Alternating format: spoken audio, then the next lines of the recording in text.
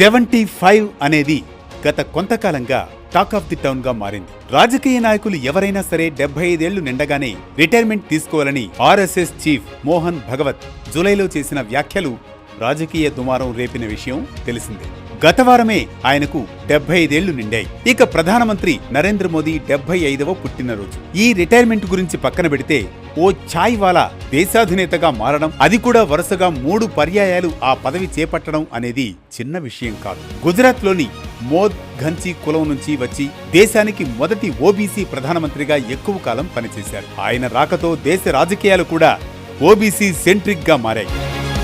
ప్రతిపక్ష నేత రాహుల్ గాంధీ కూడా కులం, రిజర్వేషన్లు, కుల గణన గురించి మాట్లాడుతూ ఉన్నారు. ఆర్ఎస్ఎస్ కూడా మారింది. Present RSS chief Mohan Bhagwat కూడా ఈ మధ్య కులం గురించి, మైనారిటీల గురించి ఓపెన్ గా మాట్లాడుతున్నారు. మోదీ ప్రధానిగా బాధ్యతలు చేపట్టిన తర్వాత దేశంలో అనేక మార్పులొచ్చాయి. పాత బ్రిటిష్ చట్టాలను తీసేశారు. స్వచ్ఛ భారత్ ను మొదలుపెట్టారు. ప్లానింగ్ కమిషన్ ను నీతి ఆయోగ్ గా మార్చారు. ఇంకా చెప్పాలంటే పొలిటికల్ కమ్యూనికేషన్ స్టైల్ కూడా మార్చేశారు. మన్ కీ బాత్ తో రెగ్యులర్ గా ప్రజలతో మాట్లాడుతున్నారు. బీజేపీలో కూడా అనేక మార్పులు తీసుకొచ్చారు. పార్టీని కొత్త ప్రాంతాలకు విస్తరించి 14 కోట్ల మంది సభ్యులతో ప్రపంచంలోనే అతి పెద్ద పార్టీగా చేశారు. సంక్షేమ ఆధారిత విధానం, అయోధ్యలో రామ మందిరం, ఆర్టికల్ 370 రద్దు వంటివి బీజేపీకి కొత్త ఓటర్లను తెచ్చింది. అస్సాంలో గెలిచారు. ఈశాన్య రాష్ట్రాల్లో బలపడ్డారు.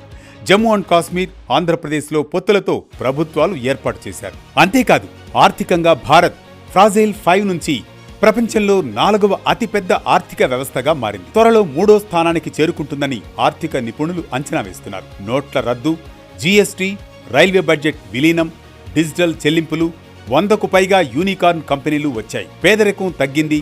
ద్రవ్యోల్బణం అదుపులో ఉంది. రోడ్లు, విమానాశ్రయాలు, రైల్వేలు వేగంగా అభివృద్ధి చెందాయి. మోదీ విదేశీ విధానం, రక్షణ చర్యల గురించి ప్రత్యేకంగా చెప్పుకోవాలి. మొదటి ప్రమాణ స్వీకారానికి సార్క్ నాయకులను పిలిచారు. ఉగ్రవాద దాడుల్ని యుద్ధ చర్యలుగా ప్రకటించారు. కరోనా టైంలో ప్రపంచ దేశాలకు వ్యాక్సిన్లు అందించి భారత సేవాగుణమేంటో చూపించారు. భారత్ ఈ ప్రపంచ దేశాలను వసుధైక కుటుంబంలా చూస్తుందనే సందేశాన్ని లోకానికి స్పష్టంగా తెలియజేశారు. యోగా, సాంస్కృతిక దౌత్యంతో సాఫ్ట్ పవర్ ను ఉపయోగించారు. ప్రవాస భారతీయులతో సంబంధాలను బలోపేతం చేశారు. రక్షణ రంగంలో ఎఫ్డీఐలు పెంచారు.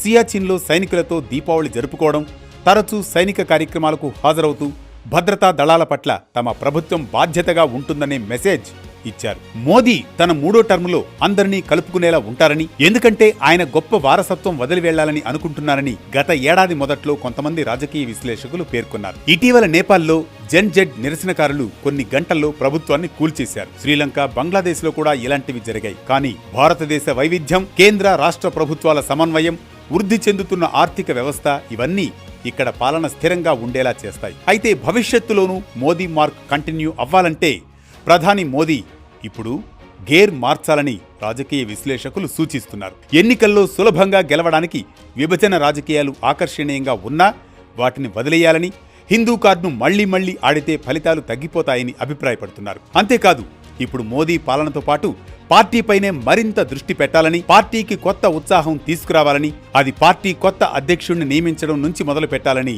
ఆశిస్తున్నారు. అధికార దుర్వినియోగాన్ని అదుపులో ఉంచే బలమైన సంస్థలను నిర్మించాలని, ప్రధానమంత్రికి సరైన సలహాలు స్పష్టంగా అందేలా చేయాలని, ఏఐ యుగంలో దేశం కొత్త ప్రపంచ వ్యవస్థలో రాణించాలంటే, ఆత్మ నిర్భర్ కావాలంటే ఇటీవల స్వాతంత్ర్య దినోత్సవ ప్రసంగంలో ప్రధాని మోదీ చెప్పినట్లు R&Dలో ముందడుగు వేయాలని రాజకీయ వర్గాలు అభిప్రాయపడుతున్నాయి. కాబట్టి 75 ఏళ్ల వయసులో మోదీ తన రాజకీయ వారసత్వాన్ని, 78 ఏళ్ల యువ భారతీయ భవిష్యత్తును ఎలా రూపొందిస్తారనేది ఆసక్తికరంగా మారింది.